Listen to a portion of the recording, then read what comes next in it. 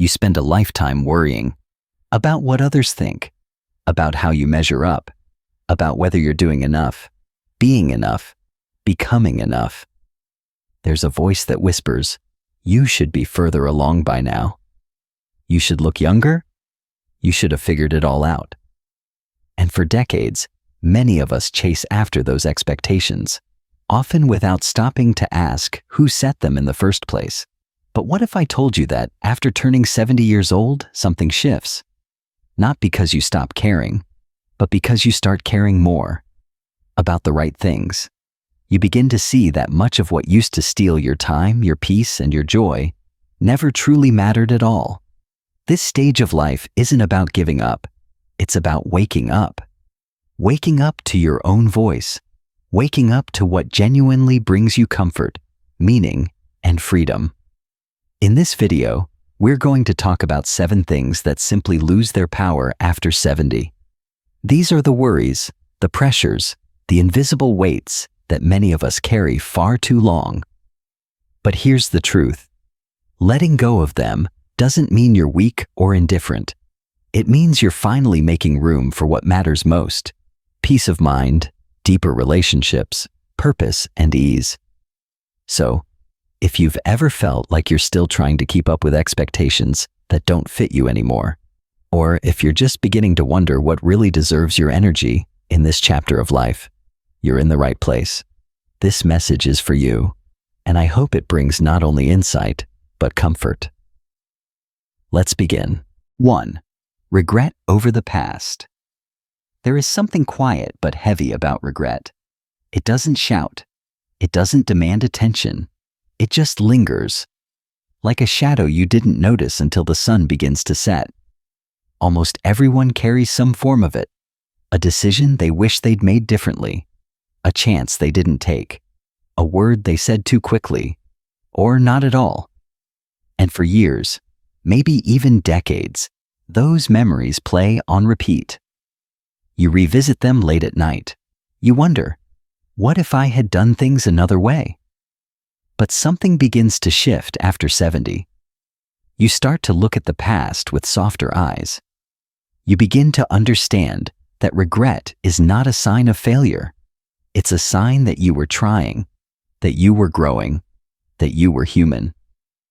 Take Walter, for example. He's 83 now. But for years, he carried regret over a job offer he turned down in his 40s.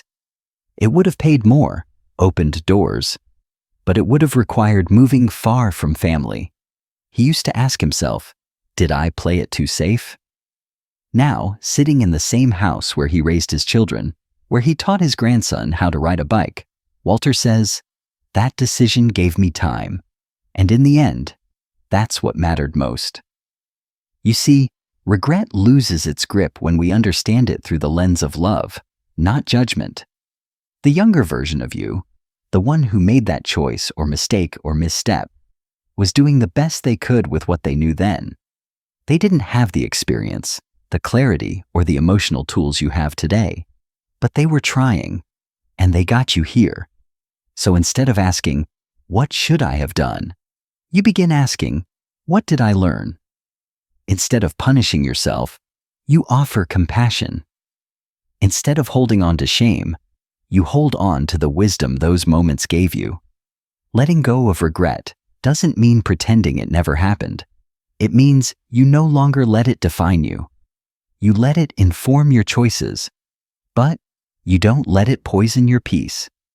Every morning you wake up is a fresh page, a chance to live fully, even with the past behind you.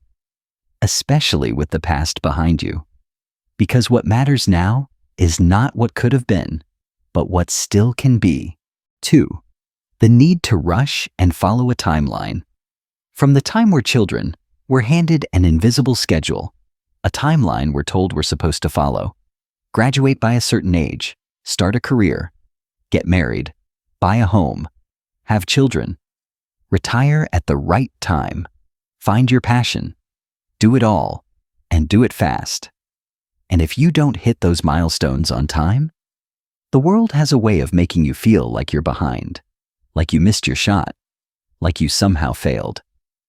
But here's the truth that only becomes clear with age. That schedule? It was never real. There is no universal clock. There is no final deadline for love, for growth, for healing, or for joy. After 70, the race slows down. And for the first time, you start to see just how unnecessary the rush really was.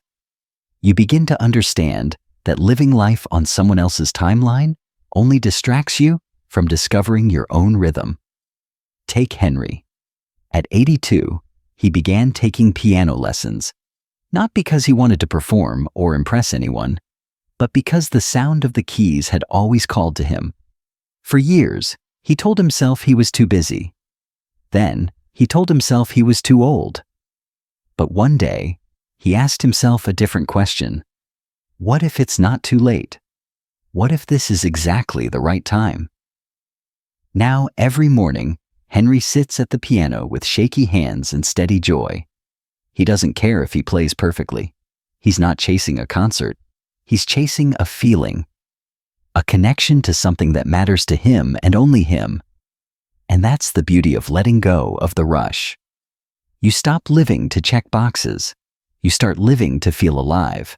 The truth is, some of the most meaningful chapters in your life may not even be written yet.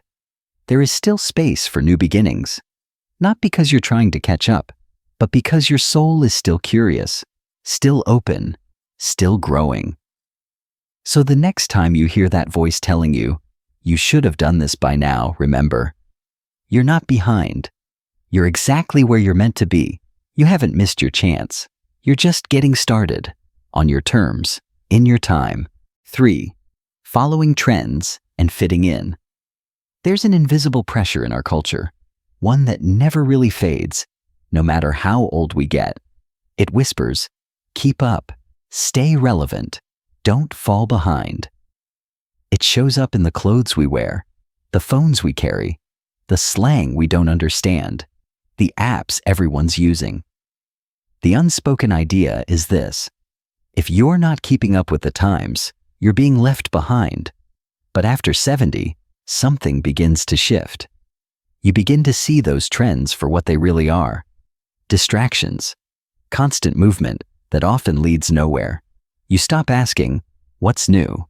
And start asking, what's true for me? That's when the pressure to fit in begins to fade, and real peace begins to grow. Take Martha. She's 76 now. For years, she tried to keep up, buying the latest shoes her daughter recommended, downloading apps she didn't even use, listening to music she didn't enjoy, just to feel like she wasn't falling behind. But one day, she opened her closet and realized none of it felt like her. She missed her soft floral dresses. She missed reading actual books, the ones you can hold in your hands and smell as you turn the pages. She missed music that told stories, not just made noise. So she gave herself permission to return to what she loved. She let go of the need to be modern and embraced what made her feel grounded, connected, and herself. Now, she walks through her days with a quiet confidence, not because she's with the times, but because she's in tune with herself.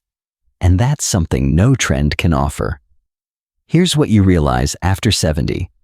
Most trends are designed to make you feel like you're missing something, so that you'll buy something, chase something, or change something.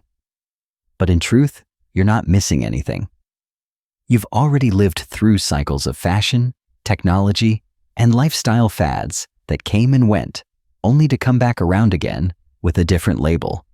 You've seen enough to know that new doesn't always mean better, and old doesn't mean obsolete. Sometimes it means timeless. There's a quiet dignity in choosing what truly suits you, rather than what suits the moment. And that applies to more than just clothes or gadgets. It applies to how you spend your time, what you give your attention to, how you move through the world, how you show up. You don't need to force yourself to use the newest phone if the one you have works just fine. You don't need to wear uncomfortable clothes just because someone said they're in. You don't need to join every trend just to prove that you're still current. Your worth is not defined by your ability to keep up. It's defined by your ability to show up for yourself, for the people who matter, and for the life you've built with care. So instead of asking, "Am I still with it?" ask, "Am I still connected to what matters to me?"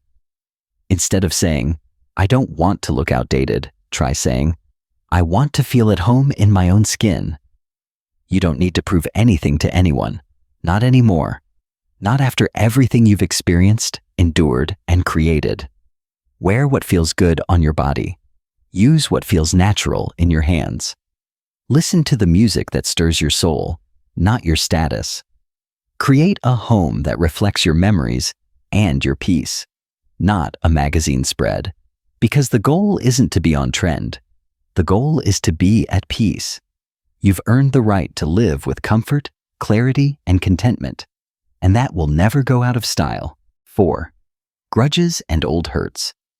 There's a certain weight that doesn't show up on your shoulders, but you feel it just the same. It lives in your chest, in the back of your mind, in the quiet moments when you think about someone who hurt you, or someone you hurt. The words that were never said, the phone calls that were never made, the silence that stretched into years.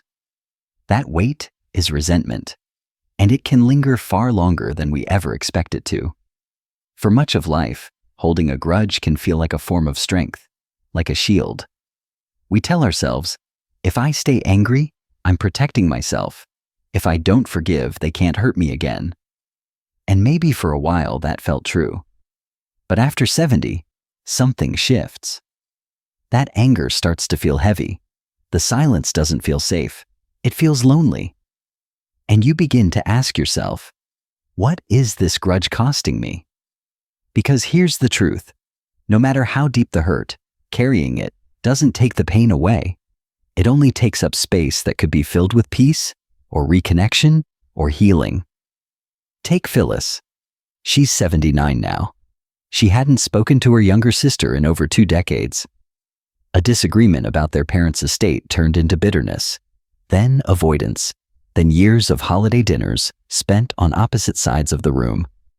But last year, after a brief hospital stay reminded Phyllis how fragile life really is, she sat down and wrote a short letter. It simply said, "I miss you. I don't want to carry this anymore." Her sister called a week later. They didn't rehash the argument. They didn't even talk about the past. They just talked about their grandchildren, their gardens, and the small joys of everyday life. It wasn't perfect, but it was enough to soften the edges. And that was all Phyllis needed. Letting go of a grudge doesn't mean pretending nothing happened. It doesn't mean excusing the harm or minimizing your pain. It means choosing your peace over your pride. It means saying, I don't want this hurt to have the final word in my story. And sometimes, forgiveness doesn't even require a reunion. Sometimes, it's a quiet moment alone, where you breathe deep, close your eyes, and say, I release you. I release this. I want to be free. That's the gift of aging. You begin to see how much time you've already spent carrying things that no longer serve you. And you realize that peace isn't something you find, it's something you allow. Forgiveness isn't weakness, it's strength. A different kind of strength. One that doesn't need to win. One that isn't looking for justice or revenge. Just release. When you finally set down a grudge, you make room for something lighter, more meaningful, more human. You make space for compassion, for wisdom, for the soft kind of love that doesn't need to be loud to be real. You make space for joy, and that joy deserves more room in your life than any old bitterness ever did. So ask yourself, is there someone you're still carrying? Someone who takes up space in your heart, not because of love, but because of the pain they left behind? If so, maybe today is the day you say, I'm done carrying this. Not for them, for you. 5. Other people's opinions. There was a time when what others thought of you could shape your entire day, or even your entire life. Maybe it was how you dressed, the kind of job you had, the house you lived in, the car you drove, the way you raised your children, the way you aged. We live in a world that teaches us to look outward for approval. We're taught early to earn gold stars, promotions, compliments, and validation. And it doesn't stop in childhood. It often continues silently into our 60s, 70s, and beyond. But eventually, and beautifully, there comes a point where something changes. After 70, many people begin to realize most opinions don't really matter. Not because you've stopped caring altogether, but because you finally know who you are. And once you truly know yourself, the noise around you begins to quiet. Eleanor is a perfect example. She's 74 now. For most of her life, she hesitated before doing anything that felt too different. She worried what her neighbors would say about her bright garden. She second-guessed herself before buying clothes that felt too colorful or bold. She loved to paint, but never showed anyone her work, afraid they'd think it wasn't good enough. One morning, while watching birds from her kitchen window, she asked herself, "Why does it matter what anyone thinks?" She couldn't find a good answer, so she bought that turquoise dress. She planted wildflowers in every color. She signed up for a local art show and displayed her imperfect, joyful paintings for the first time. The result? She smiles more now than she ever did in her 50s. Not because everyone loves what she does, but because she does. Letting go of other people's opinions doesn't mean becoming cold or rude. It simply means that your inner voice finally takes priority over outside judgment. It means understanding that people will always have something to say, and they'll forget what they said as quickly as they said it. What truly matters is how you feel about your choices, the life you're living, the way you treat others, the way you treat yourself. After 70, you begin to see that chasing approval is a race with no finish line. Even when you win, it doesn't last. It doesn't feed your soul. It doesn't bring peace. So instead, you become more selective. You choose whose voices are worth hearing. You surround yourself with people who love you as you are, not for what you do, how you look, or what you have.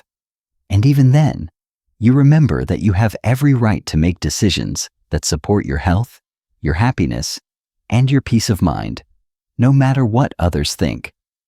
There is a quiet power in walking into a room and not wondering what anyone thinks of you. It's not arrogance, it's wisdom. The kind of self-trust that only comes with time. You've lived long enough to know that you can't please everyone, and trying to do so only leads to frustration and self-abandonment. So let go of that need. Let go of the fear that someone won't approve, because their approval doesn't pay your bills. It doesn't ease your pain. It doesn't make your life any more yours. At this stage in life, you don't need permission to be yourself. You just need the courage to stay true, even when others don't understand. And when you finally stop living for the applause, that's when you hear something even better. Your own voice, your own joy, your own quiet, steady, unapologetic peace. 6. Comparing yourself to others. It starts young, almost without us noticing. In school, we compare grades. At birthday parties, we compare gifts.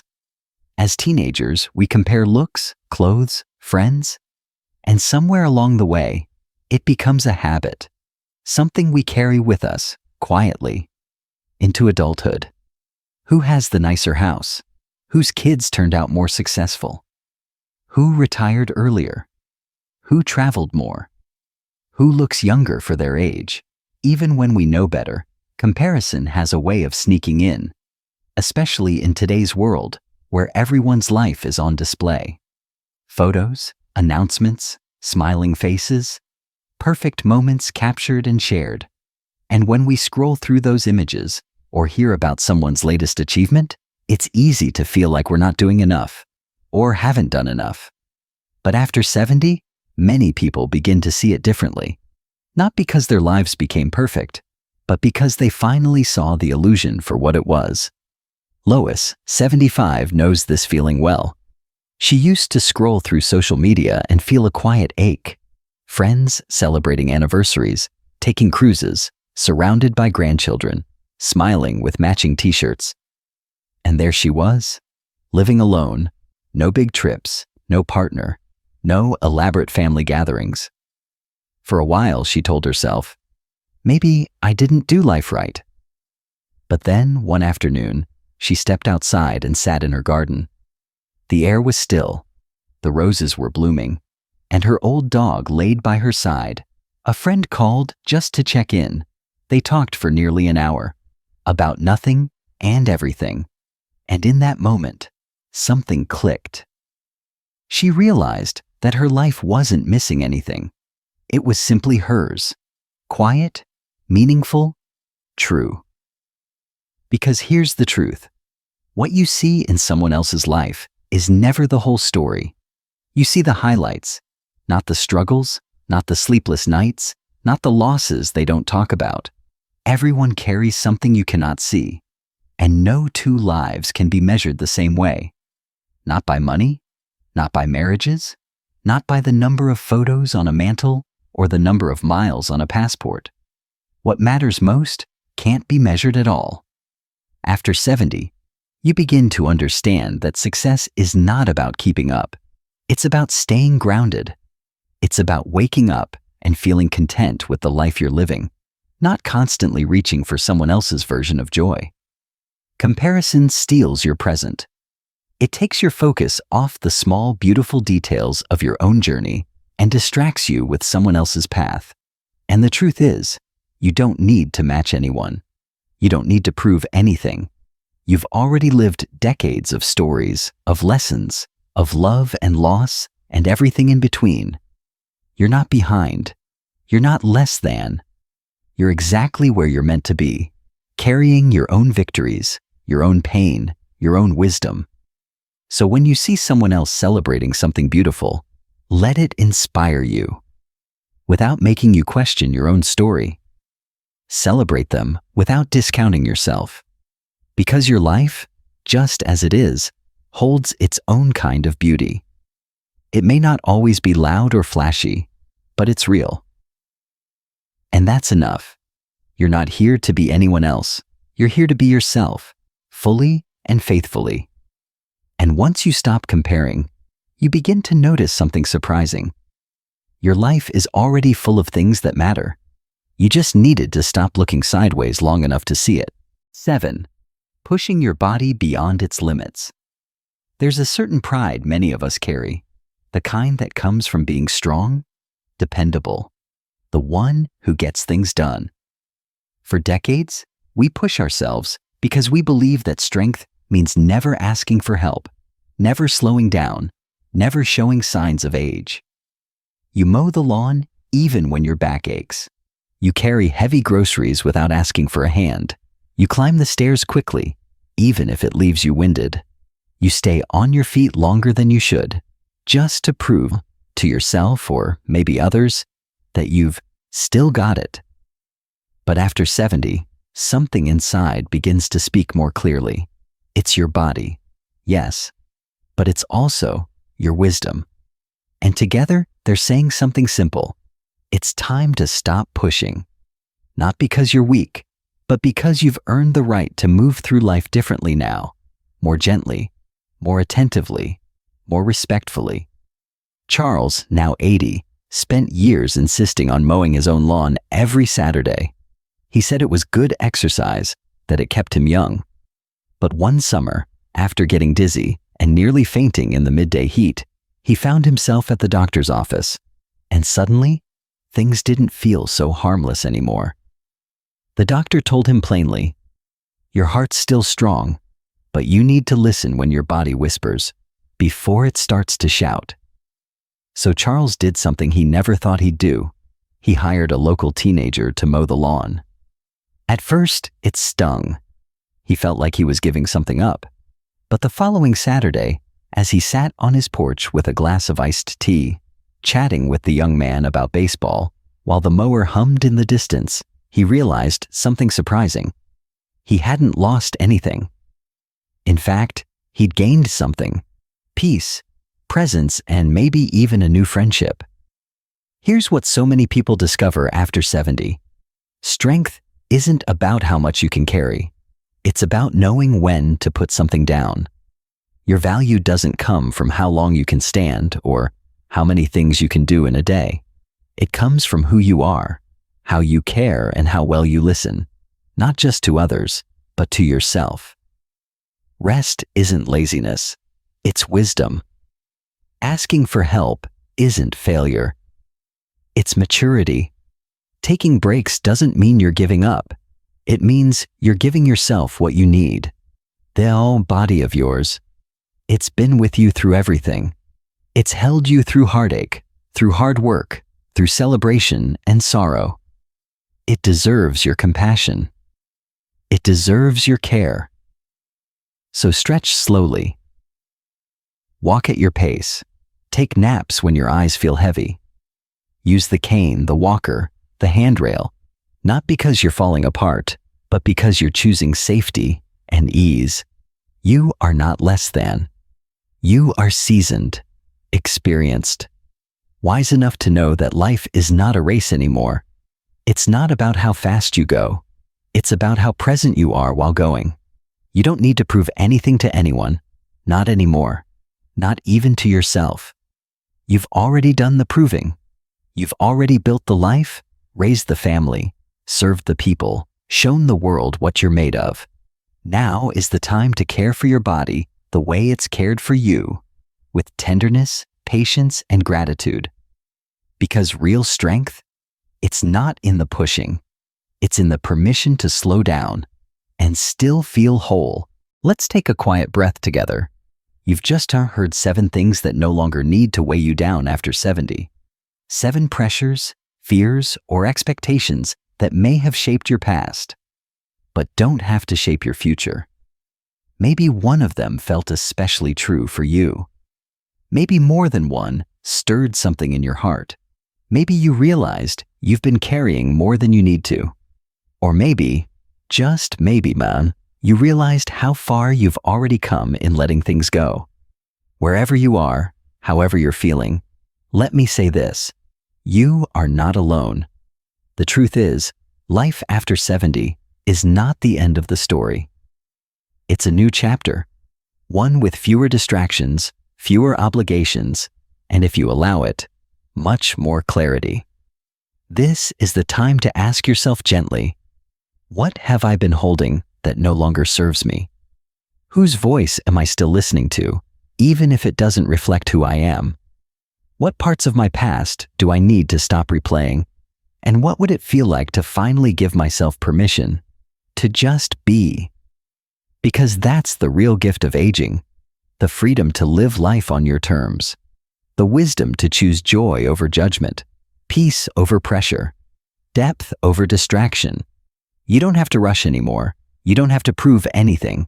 You don't have to be anyone but the person you've become. A person shaped by decades of experience, love, heartbreak, laughter, mistakes, and meaning. You've endured. You've evolved. And now, you've earned the right to live with ease, to speak your truth, and to protect your energy fiercely and unapologetically.